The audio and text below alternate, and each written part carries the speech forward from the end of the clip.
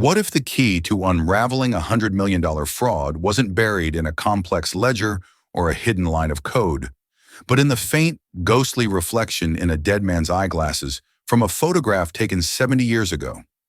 What if the only person sharp enough to see it wasn't a forensic accountant or a high-priced lawyer, but a 24-year-old waitress, exhausted and invisible, serving them their final celebratory dinner?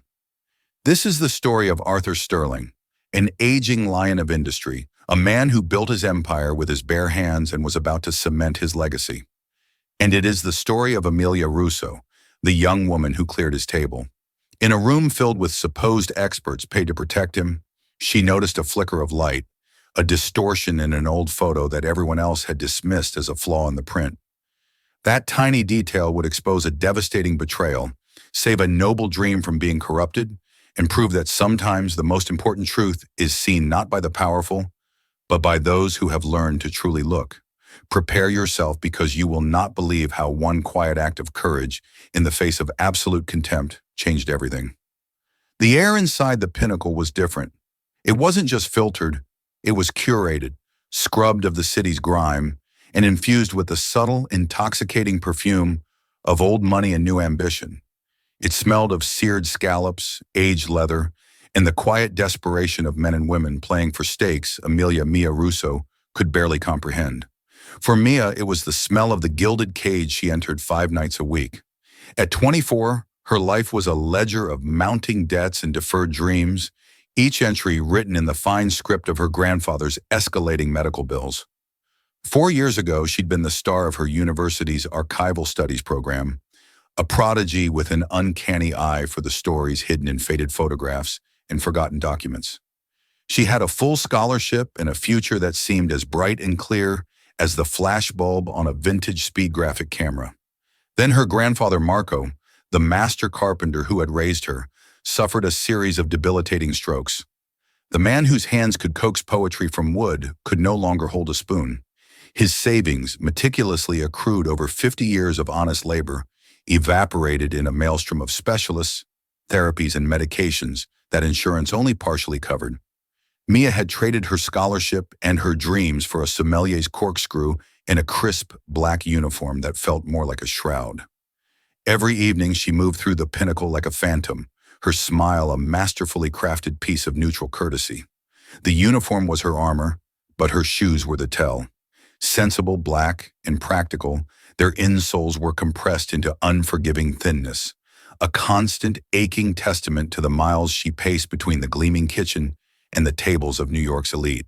She served people who would spend her grandfather's monthly care costs on a single bottle of Screaming Eagle Cabernet and never once consider the transaction. Tonight, the gravitational center of the restaurant, and perhaps the entire financial district, was Table 7.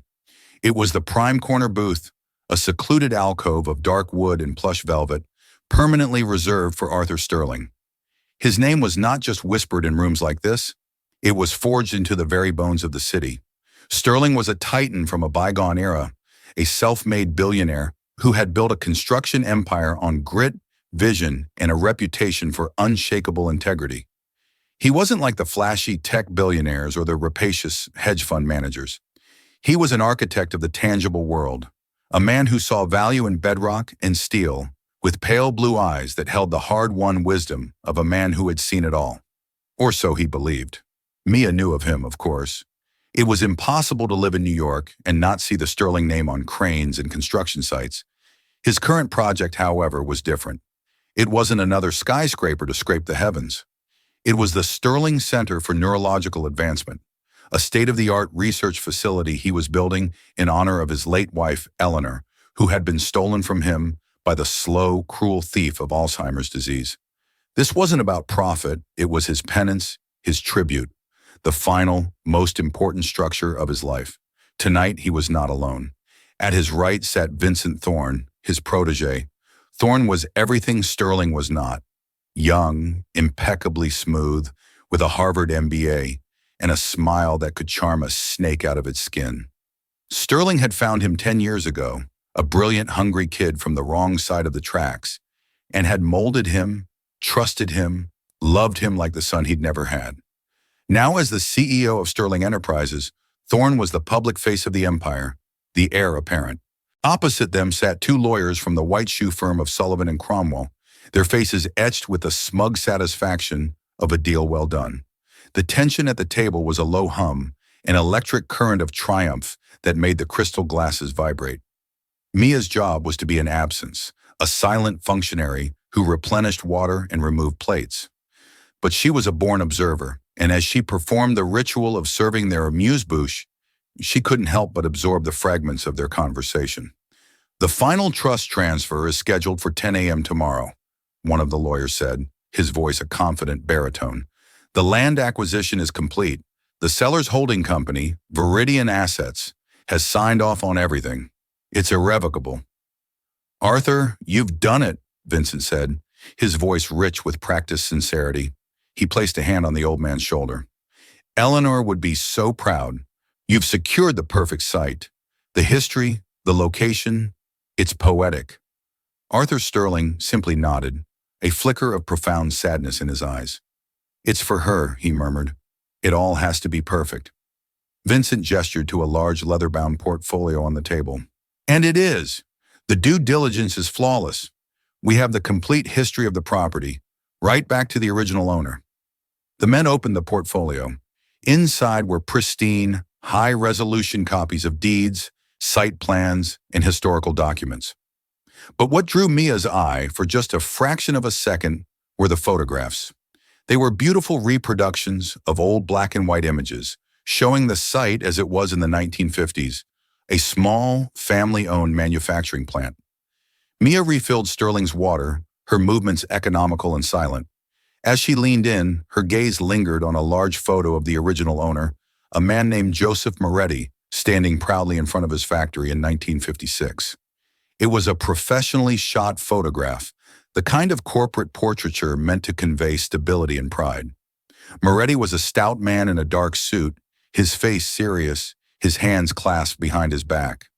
For a fleeting moment, the archivist in Mia, the student she used to be, stirred from her slumber. It was a well-composed shot, good lighting, sharp focus. She saw the familiar grid of the city behind him, the faint outline of a vintage Chevrolet parked at the curb. Then she pulled back, melting into the background. It was just a table, just another group of powerful men shaping the world, while she was mentally calculating if this table's tip would cover the new prescription for Marco. She had no inkling that the dormant skill within her was about to collide with a devastating lie. The dinner continued, a symphony of expensive tastes. Courses arrived and vanished. Wine was swirled, sniffed, and approved with a curt nod from Vincent. The conversation was a triumphant murmur of nine-figure sums, construction timelines, and the self-congratulatory talk of men who had just won.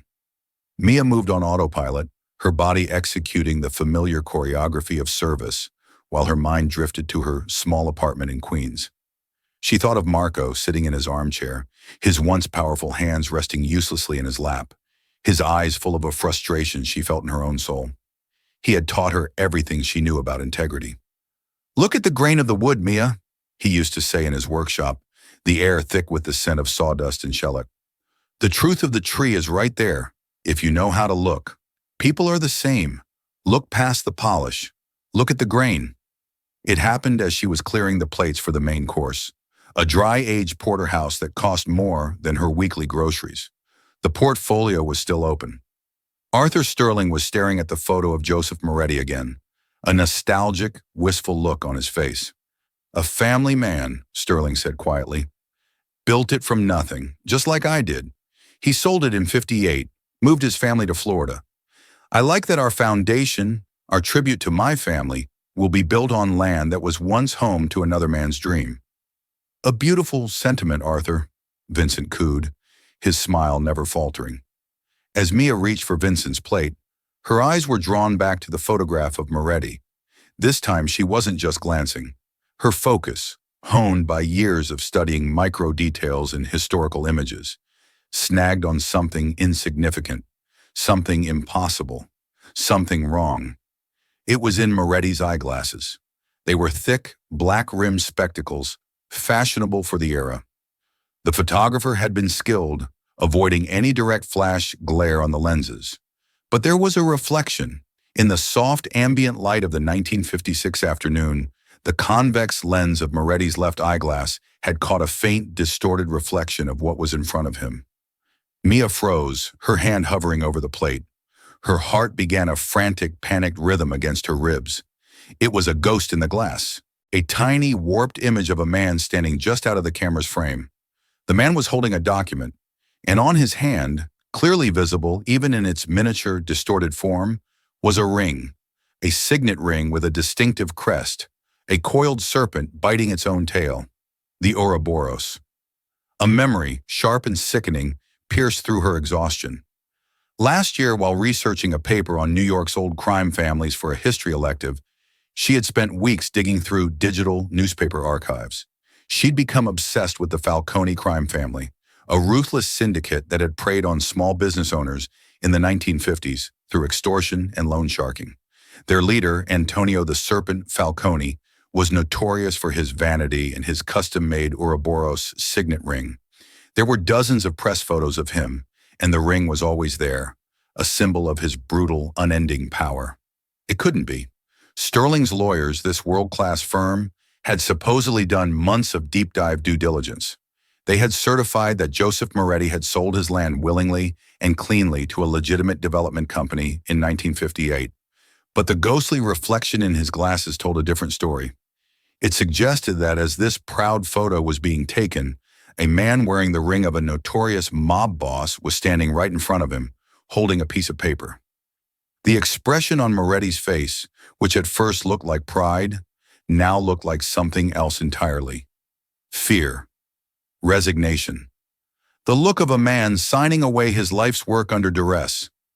She straightened up, the heavy plate in her hand forgotten. She looked at the men at the table. Vincent was laughing at a joke one of the lawyers made.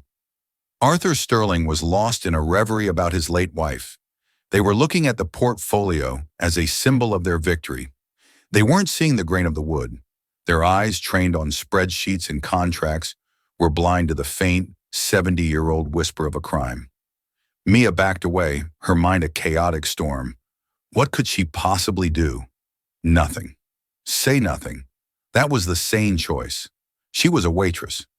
Interrupting this meeting to talk about a reflection in a photograph would be career suicide. They would think she was insane. She would be fired, blacklisted, a laughingstock. The sheer audacity of it, a server challenging a narrative solidified by a team from Sullivan and Cromwell. She walked toward the kitchen, her legs feeling like they were wading through cement, but Marco's voice echoed in her head. Look at the grain, Mia. The truth is always there. She knew what this could mean. If the land had been originally acquired through coercion and mob connections, the chain of title, the legal history of the property, could be tainted. The company that sold it to Sterling, Viridian Assets, could be a shell corporation set up to launder a property with a dirty history. At best, it would be a legal nightmare, spawning lawsuits from Moretti's descendants. At worst, it was an elaborate fraud. The look on Arthur Sterling's face flashed in her mind, the raw grief when he spoke of his wife. This foundation was sacred to him, and it felt wrong. It felt like a trap, a detail so perfectly hidden in plain sight that only someone with an obsessive eye, or someone who knew exactly what ghost to look for, would ever find it. Mia stood at the kitchen's threshold, the heat and clatter washing over her. She looked back at table 7. She could disappear, finish her shift, go home to her grandfather. In 12 hours, Arthur Sterling's tribute to his wife would be built on a foundation of lies, and she would be polishing silverware for the lunch rush. Or she could risk everything, her job, her dignity, what little stability she had, on a ghost in a pair of eyeglasses. It felt like standing on the edge of one of Sterling's own skyscrapers, the wind howling around her, with a single terrifying step to take into the abyss. For 10 minutes that felt like 10 years, Mia was suspended in a state of agonizing indecision. She operated on muscle memory, clearing a neighboring table, delivering a round of after-dinner cognacs, her mind a battlefield. Every rational instinct screamed at her to remain invisible. She was a nobody, a ghost in a service uniform. These men were kings, insulated by layers of wealth and power so thick they were practically in a different atmosphere. To them, she was furniture that breathed. But the image of that ring, the coiled serpent in the glass, was seared into her consciousness. It was more than just a historical curiosity. It was a matter of right and wrong. It was about the truth that her grandfather had instilled in her as a core value. To see it and say nothing felt like a betrayal of him, of the person she was raised to be. She glanced over at Arthur Sterling. He had his reading glasses on now, peering at a document one of the lawyers had passed him. He looked tired, the immense weight of his empire and his grief pressing down on him. He looked like a man surrounded by loyal soldiers, yet completely alone in his watchtower. Damn it. Taking a deep, trembling breath, she smoothed the front of her uniform. Her heart hammered against her ribs, a frantic prisoner. She picked up a polished silver coffee pot from a service station. Her hand was shaking so badly she could see the dark liquid shiver. The pot was her excuse, her passport to approach the table one last time. She walked toward them. The plush carpet seemed to suck at her feet, trying to hold her back. As she drew near, Vincent Thorne was speaking, his voice a silken balm of reassurance. So it's done. Tomorrow morning the Sterling Center is no longer a dream. Viridian was tough, but they were clean. Every I dotted, every T crossed. Your legacy is secure, Arthur. Sterling still looked troubled, a deep furrow in his brow. I have a feeling, Vincent. Something feels too easy. Feelings are for poets, Arthur, Vincent chuckled, the sound as smooth and empty as polished glass. We deal in facts and figures, and the fact is, this is the cleanest 9-figure land deal in Manhattan history. This was it, now or never. Mia stepped into the circle of light around the table. More coffee, Mr. Sterling? She asked. Her voice was a strained whisper, but in the bubble of self-congratulation, it landed like a dropped plate. All 4 men looked up, their expressions ranging from mild surprise to outright annoyance. Vincent Thorne's perfectly sculpted face tightened into a mask of contempt. A waitress, daring to interrupt. We're fine, he said, his tone sharp and dismissive. He waved a manicured hand at her, a gesture that meant, be gone. Mia ignored him. Her eyes were locked on Arthur Sterling. Mr. Sterling, she said, her voice a little stronger now. I'm sorry, my name is Mia. I couldn't help but notice the portfolio. Sterling's gaze sharpened. He was from a different generation. You didn't dismiss people, not even the staff. He just watched her, his expression a flat, unreadable slate. What about it? He asked, his voice a low, gravelly rumble. Her throat felt like it was closing up. The hostile glares of Vincent and the lawyers were physical blows. The photograph, she managed to say, of the first owner, Mr. Moretti, in his glasses. Vincent let out a short, incredulous bark of a laugh. His glasses? What on earth are you talking about? Have you been drinking the leftover wine? Vincent, Sterling said, his voice quiet but carrying an unmistakable authority that silenced his protege instantly. His eyes remained fixed on Mia. Continue. The world seemed to contract to the space between the old billionaire and the young waitress. There's a reflection, she said, her words coming faster now, in the left lens of his glasses. It's faint, but it's there. It's a man standing in front of him, and the man is wearing a signet ring, a specific one, an Ouroboros, a serpent eating its tail. The silence that descended on the table was absolute, a heavy, suffocating thing. One of the lawyers, the younger one, eager to prove his worth, leaned over the photo with a look of theatrical disbelief. I see. A smudge. A printing artifact. Miss, with all due respect, you're seeing things. No, Mia insisted, her voice gaining a desperate strength. That was the symbol of the Falcone crime family. Antonio Falcone wore that ring. If he, or one of his men, was there when that photo was taken, it means Mr. Moretti wasn't a willing seller. It means the property was likely taken from him. It means the entire chain of title could be fraudulent. Vincent Thorne finally erupted. He pushed his chair back and stood up, his handsome face contorted with fury. This is the single most absurd, unprofessional, and insane thing I have ever witnessed, He hissed, his voice low but venomous. Arthur, are you really going to allow this nobody to interrupt our celebration with some paranoid fantasy she cooked up from watching too many mob movies? She's probably looking for a handout, a tip. Is that it, sweetheart? You want a big tip for your little story? He reached into his wallet, his movements deliberately insulting. The personal cruelty of the attack was like a slap in the face. Mia felt tears of humiliation spring to her eyes, but she blinked them back furiously. She held her ground. She had said her piece. She looked away from the snarling face of Vincent Thorne and back to the quiet, assessing gaze of Arthur Sterling. It was his decision now. Sterling didn't look at Vincent. He didn't look at the lawyers. He just looked at Mia. He was a man who had built an empire on his ability to judge character, to see past the polish and look at the grain. He saw her worn-out shoes. He saw the slight tremble in her coffee pot hand. But he also saw the absolute unshakable conviction in her eyes. It was a look he hadn't seen in a very long time, a look of someone speaking an unwelcome truth because they had no other choice. And it contrasted starkly with the sudden, violent defensiveness of Vincent, the man he trusted with everything. His own gut had been screaming at him that something was wrong all night. He made a decision that would alter the course of all their lives. "Vincent," he said, his voice dangerously calm, "sit down." "Arthur, I said sit. Down." Vincent, seething, slowly sank back into his chair, his eyes shooting daggers of pure hatred at Mia. Sterling then turned to the restaurant's maître d', who was hovering nearby, wringing his hands. "Jean-Pierre, my apologies for the disturbance. Would you happen to have a jeweler's loupe or a powerful magnifying glass in your office?" Jean-Pierre blinked, stunned. A loupe, Monsieur Sterling?" "Yes, I believe we do, for inspecting hallmarks on the silver." "Bring it to me, please. Now!" As the maître d' scurried away, Sterling gestured to the empty chair beside him, the one meant for a guest of honor.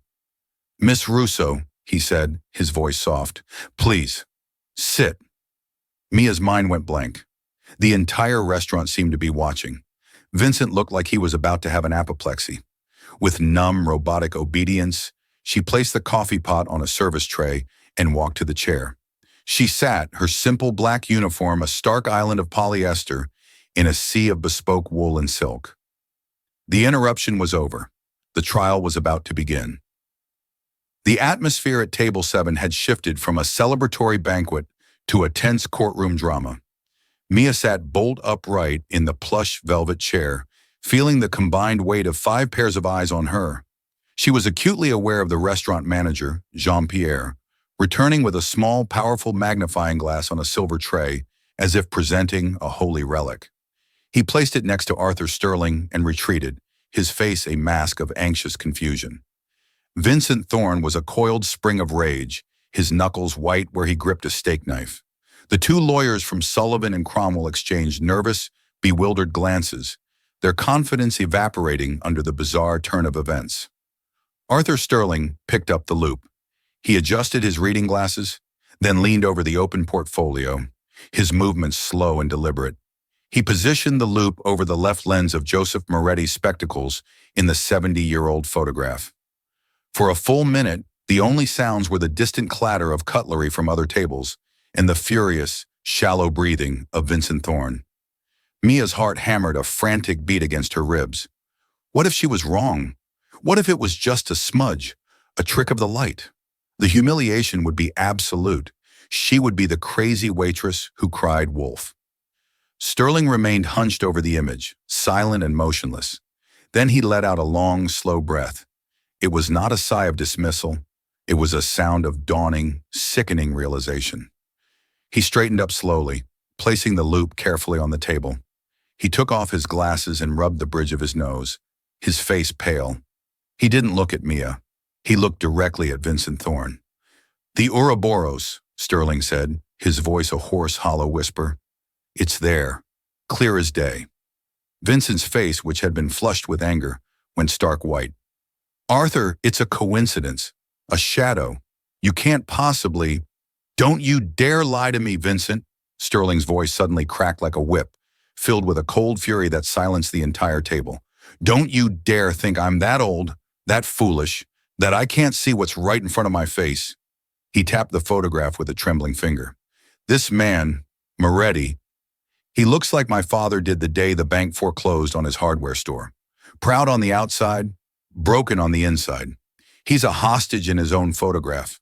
He finally turned his gaze to the senior lawyer. Robert, your firm charged me $4 million for the due diligence on this deal. Did you or anyone on your team of 100 associates ever look into the seller, Viridian Assets? The lawyer, a man named Robert Shaw, stammered. We ran the standard corporate searches, Arthur. It's a holding company registered in Delaware. Clean record. Opaque ownership, but that's standard for these types of entities. Opaque, Sterling repeated, the word dripping with sarcasm. How convenient. He turned his Arctic gaze back to Vincent. Viridian Assets. Tell me about them, son. The use of the word son was a deliberate twist of the knife. Vincent swallowed hard, his smooth composure finally cracking, revealing the raw panic underneath. They're a private equity group. They approached us. The price was high, but for this specific parcel for Eleanor Center, we felt it was justified. Who did you deal with? Sterling pressed, his voice like chipping granite. What was his name? A representative. A Mr. Jones, Vincent said, his eyes darting around, looking for an escape that wasn't there. Mr. Jones, Sterling echoed flatly. He sat back in his chair, a look of profound weariness and betrayal settling over his features. He looked like a king who had just discovered the captain of his guard was a paid assassin. Then he did something no one expected. He turned his full attention to Mia, his eyes filled not with suspicion, but with a kind of desperate clarity. Miss Russo, he said, his voice regaining a measure of its command. You study this. You know this history. What does this mean? Tell me what you see. All eyes swiveled to her. She was no longer just the waitress. She was the star witness. She took a steadying breath, Marco's voice in her head telling her to speak the truth plainly. It means that the foundation of this deal, the very first transaction in 1958, was likely illegal, she said, her voice clear and steady. It means the property's title is dirty. Viridian Assets likely knew this. They bought a tainted property, probably for pennies on the dollar, through a series of shell companies to hide its origin. Then they created a new, clean-looking Delaware corporation to sell it to you at a massively inflated price. She paused, then added the final, devastating piece. They weren't just selling you land, Mr. Sterling. They were selling you a future lawsuit, and someone on your side had to make sure your own lawyers never looked deep enough to find it. The implication hung in the air, thick and poisonous. Someone on the inside had steered them toward this specific piece of land. Someone had managed the deal. Someone had overseen the due diligence. Someone had silenced any questions. Every eye at the table, including Arthur Sterling's, slowly turned to the one person who fit that description. Vincent Thorne. The handsome face was now a grotesque mask of sweat and fear. The trap had closed. It's a lie, he shrieked, slamming his fist on the table, making the glasses jump. She's nobody, a waitress with a grudge. You're going to believe her over me? After everything I've done for you? For this company? What you've done for me? Sterling's voice dropped to a terrifying whisper. I gave you everything. My trust, my company, my family's name. And you were going to build my wife's memorial on a pile of filth. You were going to let me pour my heart, my soul, and $250 million into a foundation of lies. He stood up, his aging frame suddenly filled with a formidable, righteous power. The money, I can lose money. But this is a desecration. He pointed a shaking finger at Vincent. You're finished. Get out of my sight before I do something I'll regret. Vincent stared at him, his mouth opening and closing like a landed fish. The illusion was shattered. The charming protege was gone, replaced by a cornered, desperate criminal. He shot one last look at Mia, a look of such pure, venomous hatred that she flinched. Then he turned and practically fled from the restaurant, leaving a stunned silence in his wake. Arthur Sterling slumped back into his chair, the anger draining out of him, leaving behind a frail, heartbroken old man. The two lawyers sat frozen, their careers flashing before their eyes. Sterling looked across the wreckage of his dinner, his legacy, his trust. His eyes found Mia. He reached into his jacket, his hands shaking, and pulled out a simple, elegant business card. He slid it across the table. It stopped inches from her hand. "My office. Tomorrow morning. 9 o'clock," he said, his voice raspy with emotion. "Don't be late." He then looked at his shell-shocked lawyers. "Robert, call security. Freeze all of Thorne's accounts and access privileges. Now, and then be in my office at 8 a.m. with your senior partners. We have work to do." He pushed himself to his feet and walked away without a backward glance, leaving Mia sitting alone at the table, the business card a small, heavy rectangle of destiny on the white linen tablecloth. The next morning, Mia stood before the Sterling Tower on Park Avenue, a soaring edifice of black glass and steel that see. The elevator ascended with the silent, indifferent speed of a guillotine. Mia felt her stomach lurch, a sensation that had nothing to do with the altitude. She was an archivist of the past trespassing in the rarefied air of the future, a ghost in a borrowed blazer walking into the heart of an empire she had just saved and shattered in the same breath. The doors slid open, not into a room, but into a panorama. The city spread out below, a sprawling circuit board of ambition and indifference, viewed from a height that rendered people into abstractions. A woman with a face of serene competence and eyes that had seen decades of corporate wars greeted her. "Miss Russo, I'm Catherine. Mr. Sterling is waiting for you." She led Mia not into the grand office, but to a smaller, more private study adjoining it. The room was lined with dark cherry wood, filled with the scent of old leather and lemon polish. Arthur Sterling was not standing by the window like a triumphant king surveying his domain. He was sitting in a worn leather armchair, a lowball glass of amber liquid untouched on the table beside him. He looked smaller than he had in the restaurant, the formidable power of his anger replaced by the crushing gravity of his grief. The lines on his face were no longer marks of authority, but deep, painful fissures. "Mia," he said, his voice a dry rasp, "thank you for coming. Please sit." She sat opposite him, her hands folded so tightly in her lap her knuckles were white. The silence stretched, filled only by the whisper of the building's climate control. "They spent the night," he began, staring into his glass as if divining a future from the swirling liquid. "Forensic accountants, digital security, men who can peel back the layers of a man's life like an onion. They found everything." He finally looked at her, and his eyes were hollowed-out things. It was worse than a simple fraud. Vincent had been siphoning funds for years, small amounts, untraceable. This was his magnum opus, his grand exit. He leaned forward, the exhaustion in his posture so profound it seemed to ache. He created a labyrinth of shell corporations, offshore accounts. He was in business with the descendants of the very filth that stole that land in the first place. "He wasn't just stealing my money, Mia. He was using my wife's memory to launder 70 years of poison. He was going to build her tribute on a mob graveyard and use my grief as the shovel." The self-loathing in his voice was a raw, physical thing. This was a man who had built his life on instinct, on the certainty of his own judgment. That certainty was now a pile of rubble at his feet. A soft chime sounded from the desk intercom. Catherine's voice, calm and even, announced, "Mr. Thorne is here." Mia's blood ran cold. She made a move to stand, to make herself scarce. "I should go." "No," Sterling commanded, his voice suddenly hard as iron. He pressed a button. "Send him in." He looked at Mia. "You started this. You deserve to see how it ends. You need to see the face of what you fought." The door opened. Vincent Thorne walked in, flanked by two immense men in dark suits who were clearly Sterling's security. His bespoke suit was rumpled, his perfect hair was disheveled, and a dark shadow of stubble marred his jawline. But the defiance in his eyes burned brighter than ever. He wasn't repentant. He was furious. He saw Mia and let out a short, contemptuous laugh. "Of course, the oracle of the waitstaff. I should have known." He turned his full, venomous attention to Arthur. "So this is it?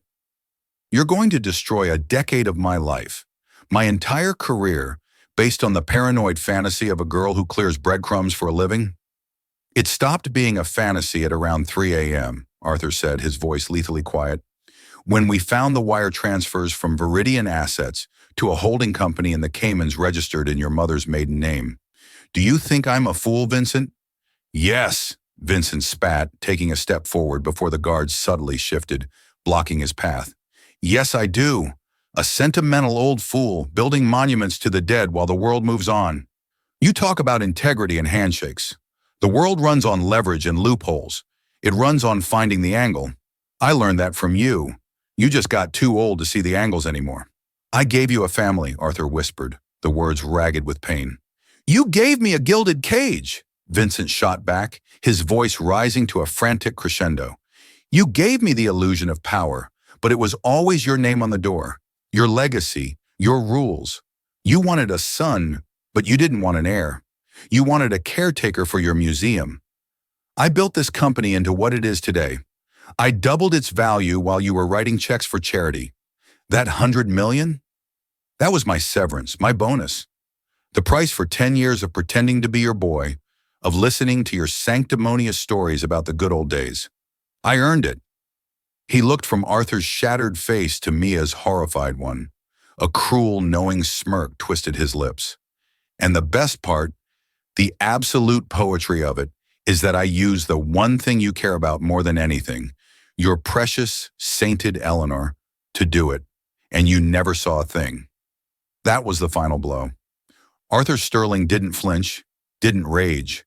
He simply seemed to deflate, the last bit of fight draining out of him. He looked at the man he had loved like a son, and for the first time, he saw him for what he was, a void, a hollow man filled with nothing but appetite. Get him out of here, Arthur said, his voice barely audible. Turn him over to the district attorney's office. I don't want to see his face ever again. As the guards escorted a still ranting Vincent from the room, Mia sat frozen, the man's poisonous words echoing in the opulent silence. She had seen the ghost in the glass, but he had revealed the rot in the soul. Arthur remained silent for a long time, staring at the empty doorway. He was right about one thing, he finally said, his voice heavy with a terrible clarity. I did get old, not in my body but in my sight. I surrounded myself with men who told me what I wanted to hear. My lawyers saw contracts. My accountants saw ledgers. Vincent saw an opportunity. Not one of them, not one, saw the truth. But you did. He rose from his chair and walked to his desk. He did not pull out a checkbook. He pulled out a blueprint, an old hand-drawn one from decades ago, the paper yellowed and soft at the edges. This was my first project, he said, spreading it out. A small warehouse in Red Hook. I checked every rivet, every joint myself. I knew the name of every man on the crew. I knew the grain of the wood we used for the framing. He looked at her, his eyes searching. I've built 100 skyscrapers since then, Mia, and I've lost the ability to see the grain of the wood.